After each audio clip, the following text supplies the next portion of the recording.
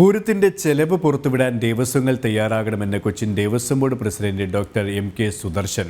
എക്സിബിഷനിലൂടെ ഇരു ദേവസ്വങ്ങൾക്കും വരുമാനം കുത്തനെ ഉയർന്നു. പക്ഷേ ചെലവ് സംബന്ധിച്ച കണക്കുകൾ തിരുവമ്പാടി പാറമേക്കാവ് ദേവസ്വങ്ങൾ പുറത്തുവിടുന്നില്ല. ആനയ്ക്കും കുടയ്ക്കും മേളത്തിനും വരെ സ്പോൺസർഷിപ്പ് ഉണ്ട്.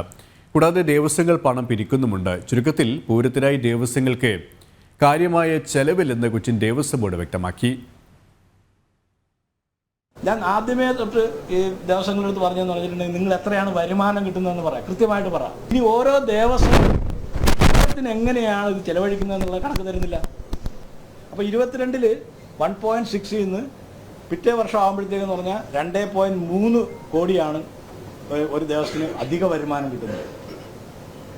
അപ്പോൾ ഇത്രത്തോളം ഭീമമായിട്ടുള്ള വരുമാന വർധനവാണ് തൃശ്ശൂർ പൂരം എക്സിബിഷൻ കമ്മിറ്റിയിൽ ഉണ്ടായത്.